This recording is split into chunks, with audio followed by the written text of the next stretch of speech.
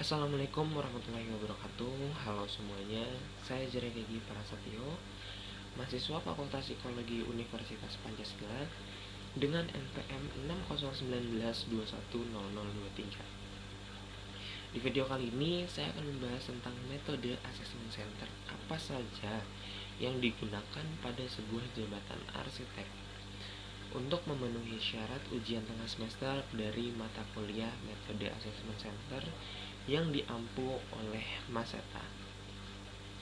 Dimulai dari definisi assessment center itu sendiri.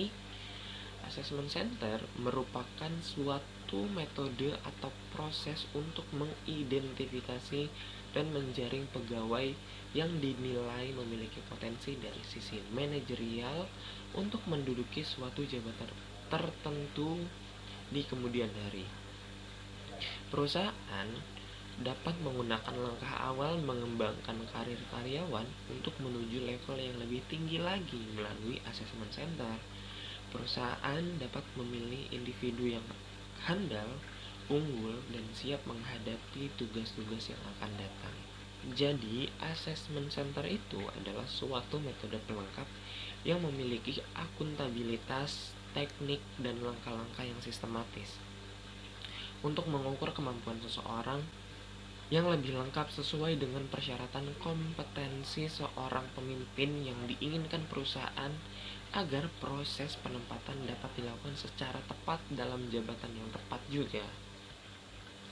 Untuk itu, assessment center dapat dilakukan untuk mengidentifikasi kemampuan pengembangan sumber daya manusia dan penempatan karyawan, sehingga assessment center menjadi strategi bagi perusahaan untuk mengembangkan SDM-nya menjadi lebih unggul. Lalu selanjutnya masuk ke pembahasan apa itu arsitek dan apa peran dari seorang arsitek. Arsitek adalah suatu jabatan atau profesi yang banyak diminati. Arsitek merancang bangunan yang fungsional, aman, berkelanjutan, dan baik secara estetika. Secara profesional, arsitek adalah pekerjaan yang memerlukan kemampuan terlatih dan pengetahuan bangunan yang sangat luas.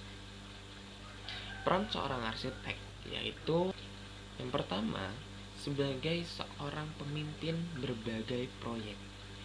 Arsitek akan memimpin tim profesional lain yang akan bekerja pada tahap proyek ini, termasuk kontraktor, perancang, dan juga investor. Yang kedua, terlibat dalam setiap tahapan pembangunan gedung, mulai dari konsep awal hingga acara pembuka saat gedung selesai dibangun. Yang ketiga, tugas arsitek juga berkaitan dengan desain. Tak jarang banyak sekali orang menyewa jasa arsitek untuk menghasilkan desain detail dari sebuah konsep atau ide yang diinginkan untuk diwujudkan oleh klien.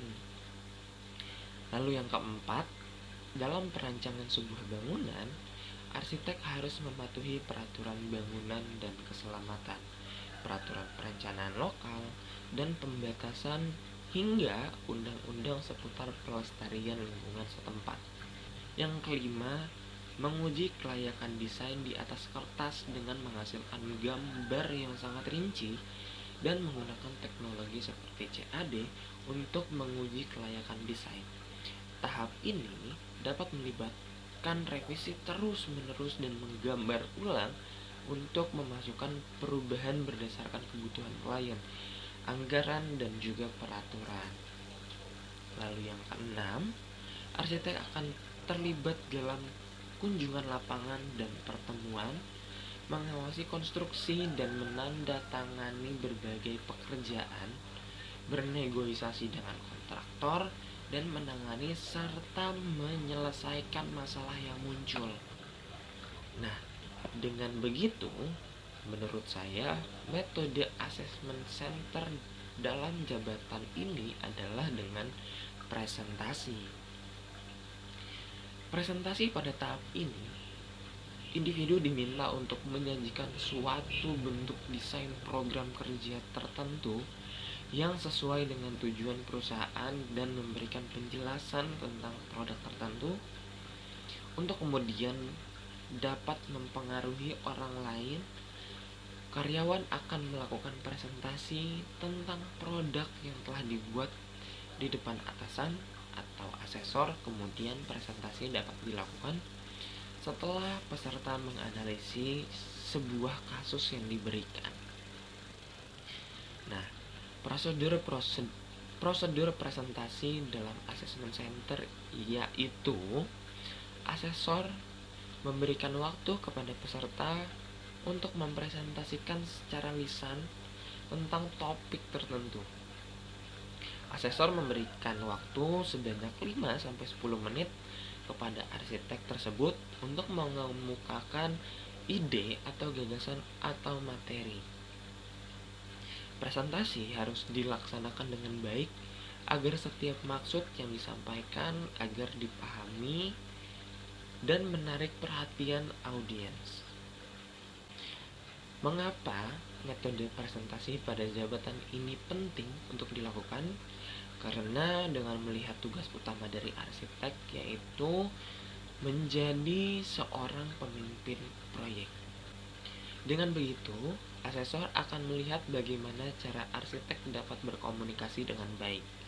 Asesor juga menilai ketenangan pada saat memaparkan suatu bentuk desain yang dihasilkan dan reaksinya terhadap tekanan, serta kemampuan menerangkan dengan jelas dan mudah dipahami.